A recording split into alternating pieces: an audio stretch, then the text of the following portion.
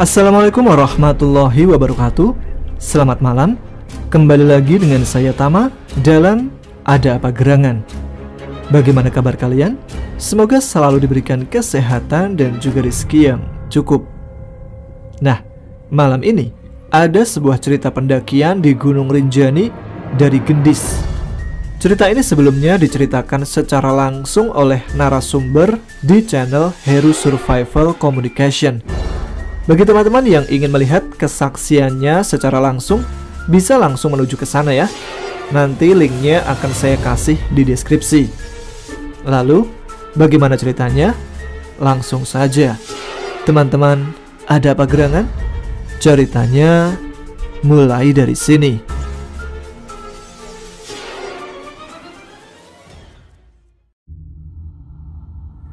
Perkenalkan, nama aku Gendis. Aku melakukan pendakian ke Gunung Rinjani yang berada di Pulau Lombok. Pendakian itu aku lakukan pada tahun 2020. Pada saat pendakian ini, rombongan kami mengalami kejanggalan-kejanggalan dan salah satu dari kami ingin diajak ke kerajaan yang ada di Gunung Rinjani.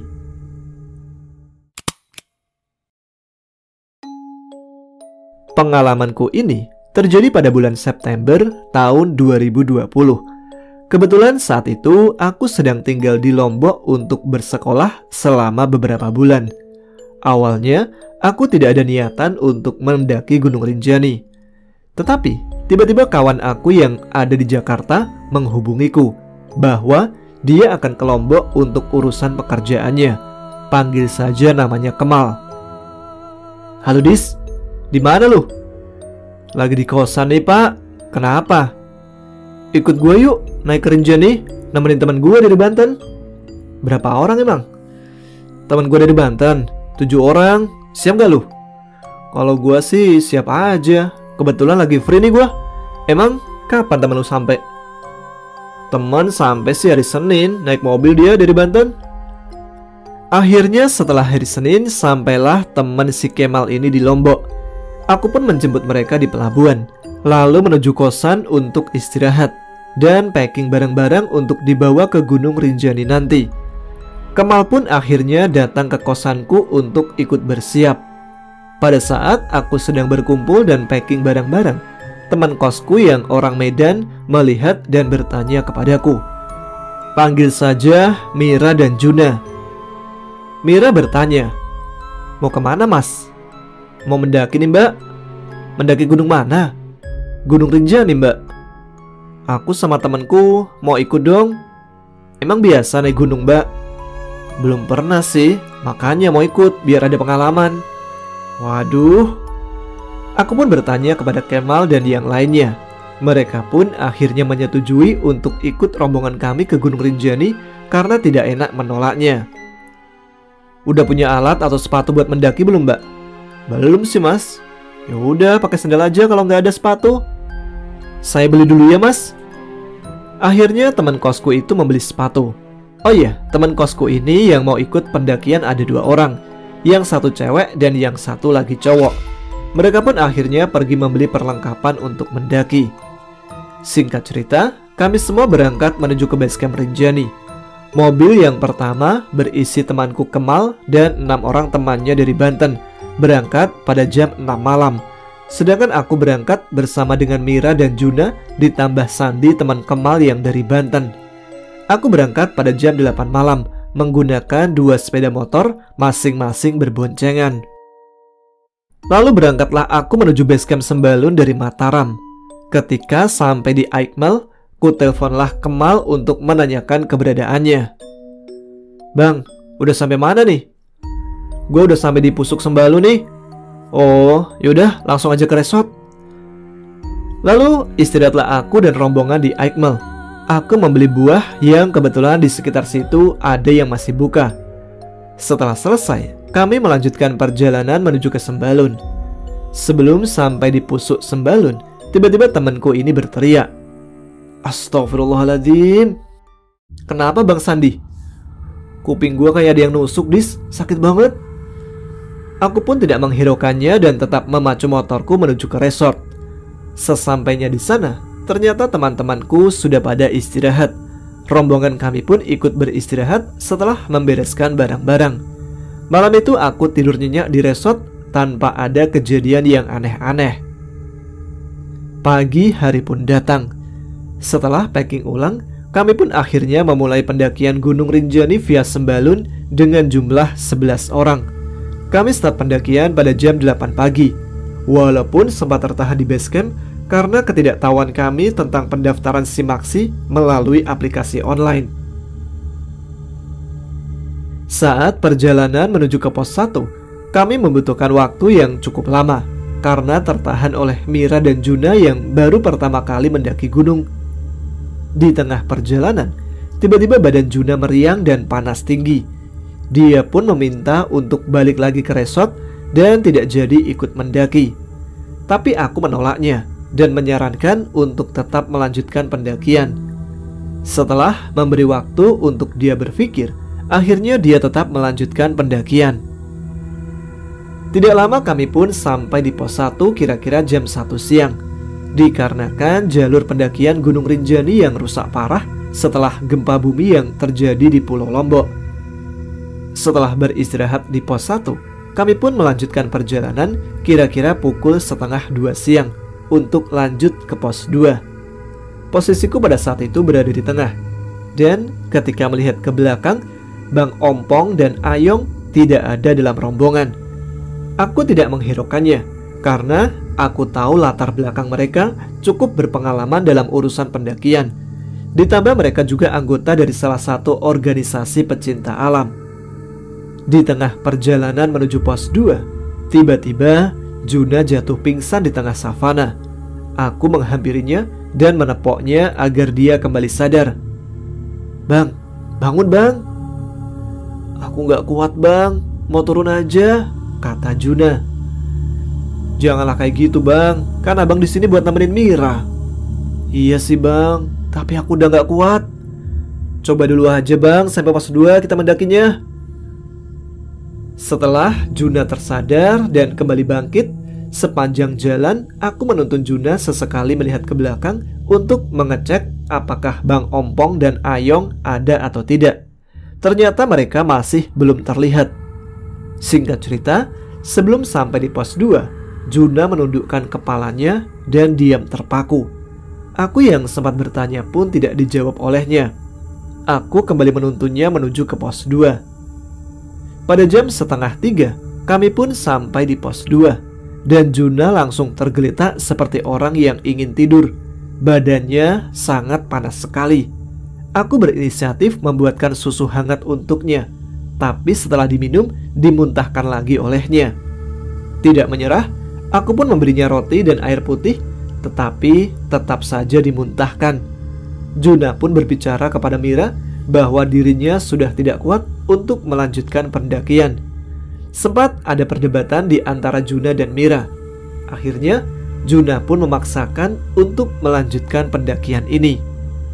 Saat di pos 2 itu, aku bingung karena temanku Ompong dan Ayong ini masih belum terlihat juga. Ketika aku sedang menunggu mereka, ada seorang petani yang menghampiriku dan menanyakan sesuatu. "Mas, rombongan yang dari Banten ya?" "Iya pak, kenapa ya?" "Saya lihat teman mas nyasar ke jalur Rinjani sisi utara." "Yang bener pak." "Iya mas, saya ketemu teman mas di jalur ke arah Senaru." "Terus teman aku kemana pak?" "Teman mas ada di belakang, diantar teman saya." Tidak lama kemudian, Bang Ompong dan Ayong pun datang diantar oleh teman bapak petani menggunakan sepeda motor. Kondisi mereka terlihat lemas sekali. Petani itu lalu bertanya, "Mas yakin mau naik Rinjani?" "Iya, saya yakin pak. Emang kenapa?" "Kalau emang gak yakin, mending turun aja mas. Soalnya teman mas ini udah lemes." "Udah, gak apa-apa pak. Insya Allah saya yang jamin dan bisa sampai Rinjani." "Oh, ya sudah mas. Yang penting saya sudah ingatin ya. Tadi tuh teman masnya udah hampir hilang. Saya pamit dulu ya mas." "Iya pak, terima kasih ya." Aku pun sempat bertanya kepada Bang Ompong dan Ayong tentang keadaannya, dan mereka pun merasa tidak apa-apa dan siap untuk melanjutkan perjalanan lagi. Kami pun melanjutkan perjalanan. Di tengah perjalanan, Juna ini sudah tidak berjalan lagi.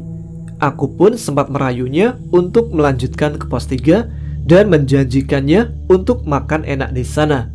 Dia pun akhirnya kembali berjalan untuk menuju ke pos 3.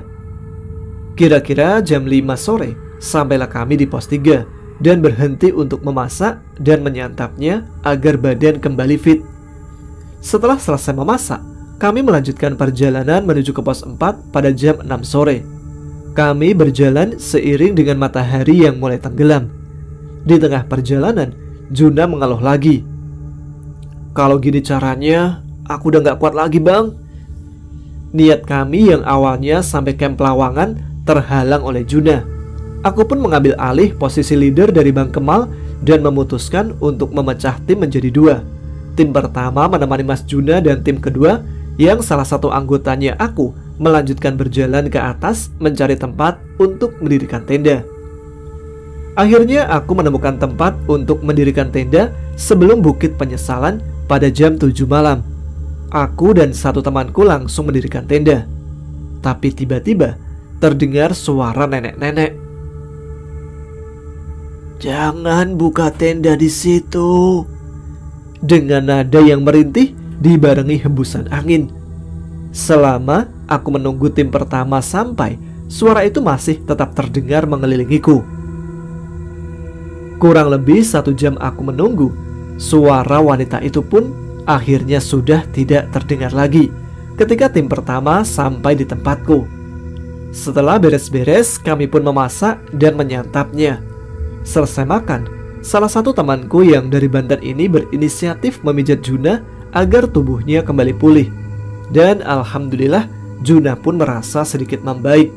Kami pun semua tertidur tanpa ada gangguan. Matahari pun muncul dari tempat persembunyiannya, menandakan pagi sudah tiba. Kami semua bangun dan aku menanyakan kabar Juna. "Gimana bang? Udah enakan belum?" "Udah bang, alhamdulillah." "Bisa dong berarti kita muncak." "Bisa bang, ayo," dengan nada penuh semangat. Setelah selesai dengan semua kegiatan, kami akhirnya melanjutkan perjalanan menuju ke Pelawangan, Sembalun sekitar jam 8 pagi dengan target sampai jam 1 siang.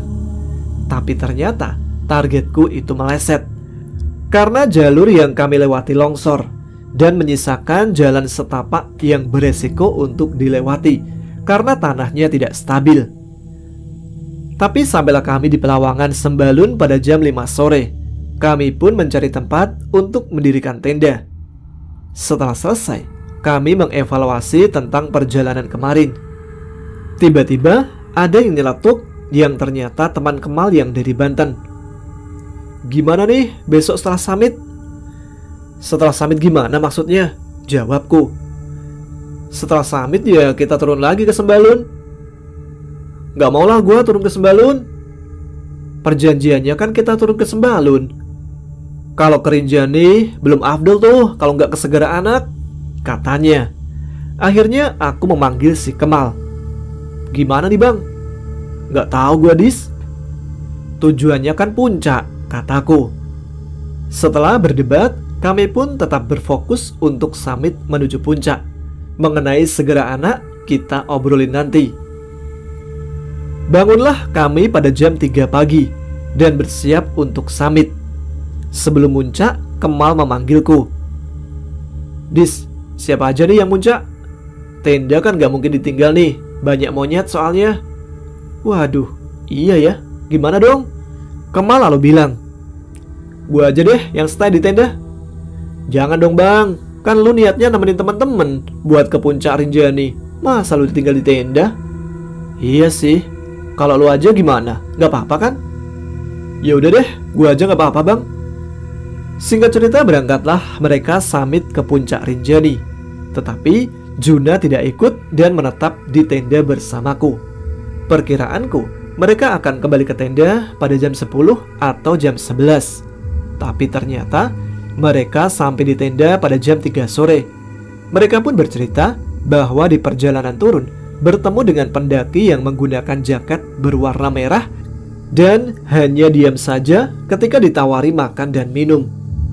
Karena responnya seperti itu, mereka akhirnya melanjutkan perjalanan ke tenda. Tapi setiap pendaki yang turun dari puncak, aku selalu menanyakan tentang pendaki yang berjaket merah itu.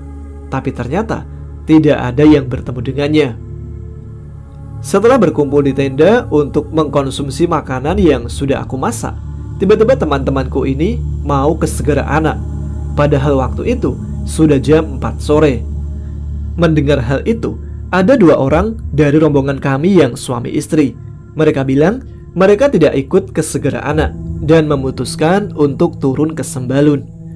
Akhirnya kami pun berpisah dengan pasangan suami istri itu. Kami lalu turun ke Segara Anak pada jam 5 sore dengan kondisi angin kencang dan kabut yang cukup tebal. Di tengah perjalanan, aku melihat percabangan. Yang satu lurus dengan tanda dan yang satunya ke arah kanan. Menurut temanku, kita harus ke kanan. Tapi menurutku, kita harus lurus. Akhirnya aku dan Kemal memutuskan untuk turun ke bawah mengecek jalur. Tapi yang kami temukan malah sebuah gua dengan hembusan angin dari dalam berhawa panas. Kami pun akhirnya kembali ke atas menemui rombongan.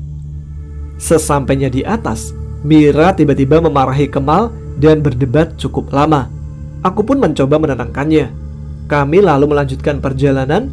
Tetapi di tengah-tengah perjalanan itu, aku mendengar lagi suara wanita sedang menangis.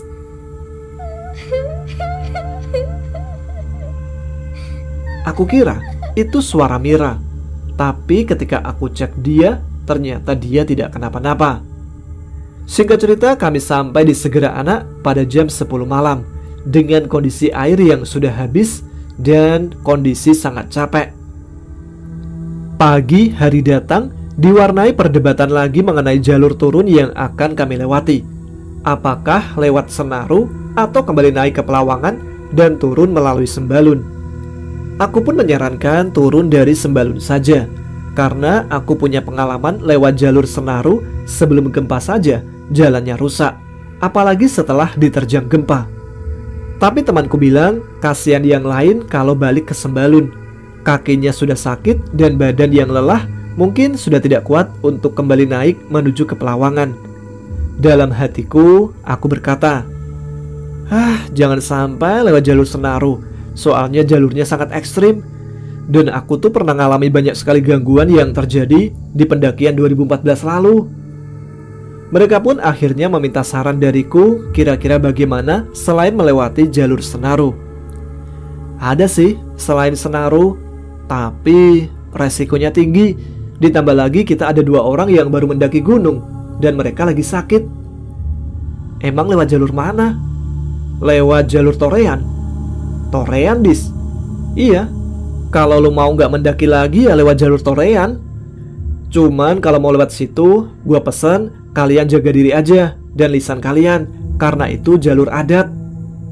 Ya udahlah, kita lewat situ aja. Tiba-tiba Kemal ini nyeletuk. Ya udah, ayo kita berangkat sekarang. Wah, gak bisa, paling besok pagi, soalnya ini udah terlalu siang. Saat itu kira-kira sudah jam 2 siang. Gue besok kerja, jadi harus pulang sekarang. Wah, gila lu.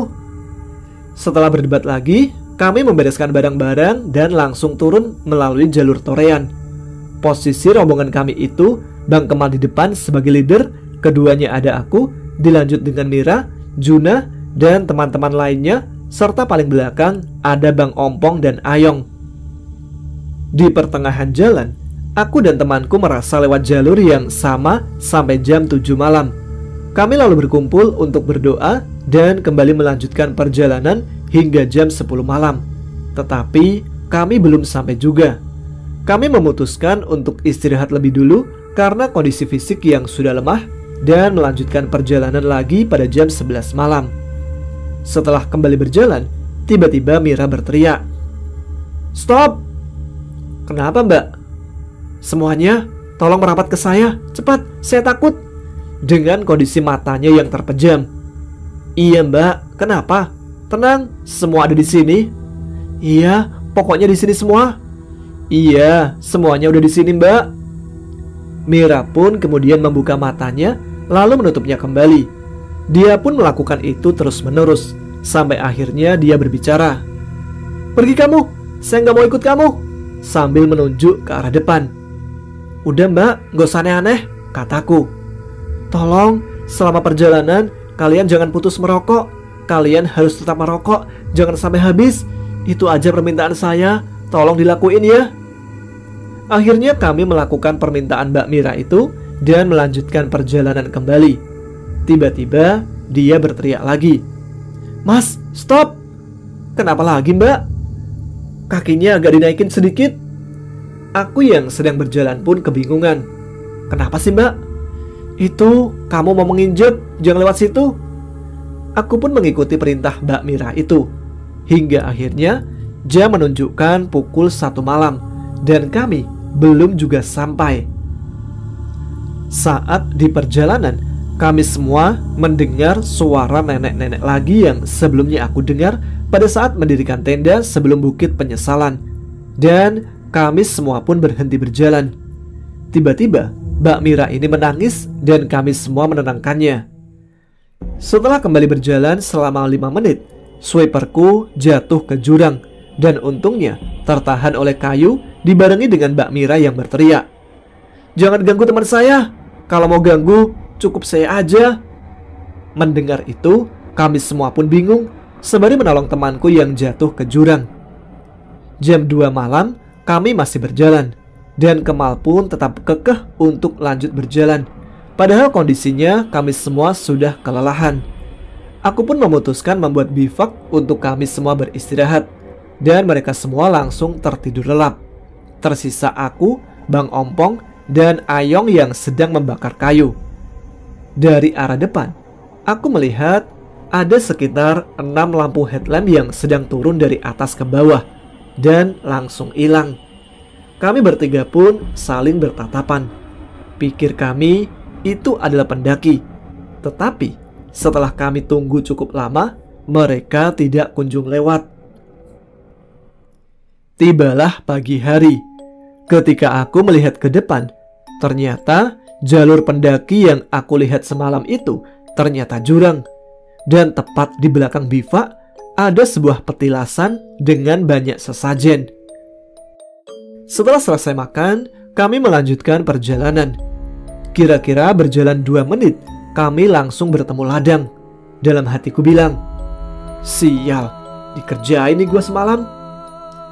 Singkat cerita, turunlah kami ke Dusun Torean. Mbak Mira pun kemudian bercerita, "Mbak, kenapa semalam teriak-teriak sih?" "Jadi gini mas, semalam itu saya mau ditarik sama nenek-nenek untuk diajak ke istananya. Tapi saya menolak. Kemudian dia berkata, mas, kalau satu di antara kalian tidak akan selamat dan bakal saya bawa ke istana saya.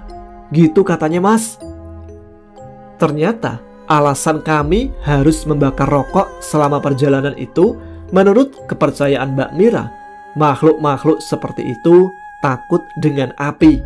Sedangkan aku yang tiba-tiba diberhentikan olehnya karena ingin menginjak sesuatu itu, karena dia melihat ada makhluk seperti babi yang berbulu dengan bulu yang tebal. Dia sedang diam di jalur yang kami lewati. Aku pun bertanya tentang temanku yang jatuh ke jurang. Ternyata penyebabnya temanku ini ditarik oleh selendang dari nenek-nenek itu. Setelah selesai bercerita, akhirnya kami pun melanjutkan perjalanan kembali ke Mataram. Ternyata setelah sampai di Mataram, Mbak Mira pun masih mengalami gangguan kurang lebih selama seminggu. Nenek-nenek itu terus saja datang ke salah satu sudut kamarnya.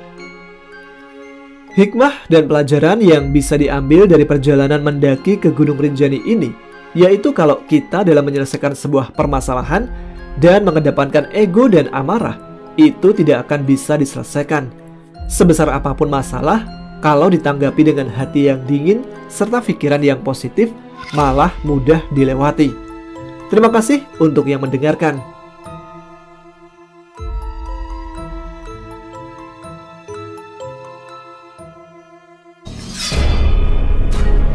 Terima kasih Bang Heru dan narasumbernya dari channel Heru Survival Communication. Sukses selalu. Dan terima kasih juga kepada teman-teman yang sudah menyimak episode kali ini. Terima kasih juga atas segala supportnya. Silahkan subscribe channel Ada Apa Gerangan dan Segurat Misteri bagi yang belum. Jangan lupa tuliskan komen, tunjukkan eksistensi kalian. Saya Tama pamit, tetap semangat, jaga kesehatan, selamat malam, selamat beristirahat. Wassalamualaikum warahmatullahi wabarakatuh.